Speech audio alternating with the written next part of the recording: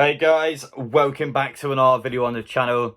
Let's be honest, the second this news came out, I was going to make a video on it. Steve Bruce wants the Manchester United job. Listen, I want to kiss Ariana Grande. It's not going to happen, Steve. You're not going to get the Manchester United job. But yeah, I thought I'd come out today just to kind of react to him because I still got a lot I kind of want to say about the guy. I was originally going to make a video at one point, actually, whether I think he's going to retire from football after Newcastle sack, but as it's clearly obvious now, he still wants to manage a football team. And I think at some point he will get a job. Like a whole Sheffield Wednesday. I think one of those two want him back. But Manchester United, he wants to go from managing Jeff Hendrick to managing Cristiano Ronaldo. Listen, he's got some cheek, let me tell you. But anyway, guys, welcome back to another video on the channel. If you are new, make sure you get down there, subscribe. Smash a like button, enjoy. Appreciate the support as always. But yeah, at some point today I will put a second upload on. But in terms of now, though, we've got a lot I want to say about Steve Bruce. We're going to begin off by showing Steve Bruce's sacking. We're going to show Ollie's sacking. I'm going to show you the difference between a football fan and a fraud. But in terms of Steve Bruce, so I was at the training ground the day he got sacked. He wasn't in the training ground at any time throughout the day. He either got told the night before and in the morning that he was not going to be the Newcastle manager anymore. He didn't come in to meet the players. He didn't come in to see the fans.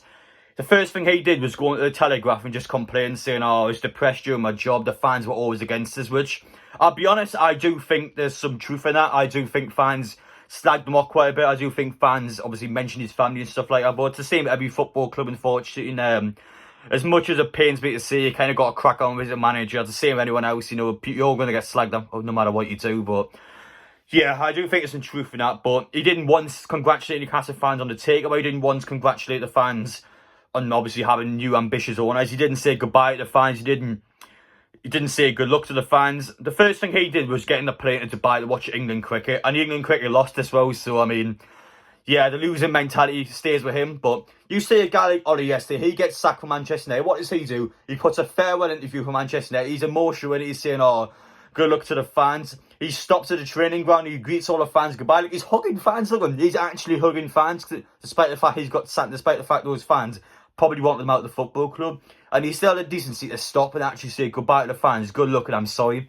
But what does Steve Bruce do? Again, he doesn't do any of that. And you can't call Steve Bruce a Newcastle United fan. This is a guy that's a Manchester United legend.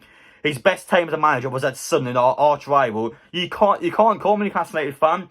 The first thing he would have done as a Newcastle United fan was congratulate the fact that Mike Ashley is out of this club. He never did that. Instead, he tried to put the blame on himself, going, well, the fans were against me. I'm facing an impossible job here. You weren't good enough. That's why you got sacked. We were bottom of the league then. We're bottom of the league now, to be fair. But still, he wasn't good enough, which is why he got sacked. The players didn't play for him. The fans didn't like him. Instead of trying to take some responsibility, you just blamed everyone else. And that's why I can't defend the guy.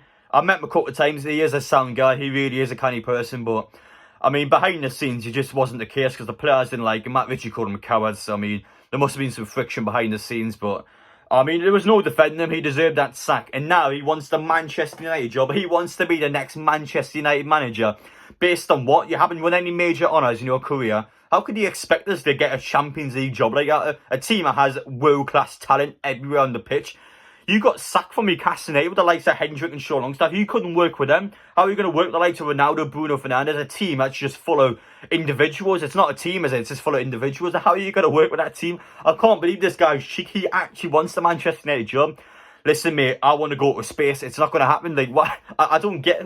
How is he think he's going to get this job? But yeah, it's incredible. It really, really is incredible. And in terms of Steve Bruce, yes, I wish him the best luck wherever he goes, but I never want to see him at Newcastle United again. And yeah, Manchester United job. Listen, if he gets it, then that's just going to be the most incredible thing ever. But yeah, it's just not going to happen. But anyway, guys, thank you for watching. A bit of a rant about Steve Bruce there, but I mean, he wasn't a Newcastle United fan. As much as I mean, I'd love to see him do well at Newcastle, but it didn't happen, and there was a reason why. But anyway, guys, thank you for watching. Take care, and yes, I'll see you all later on today.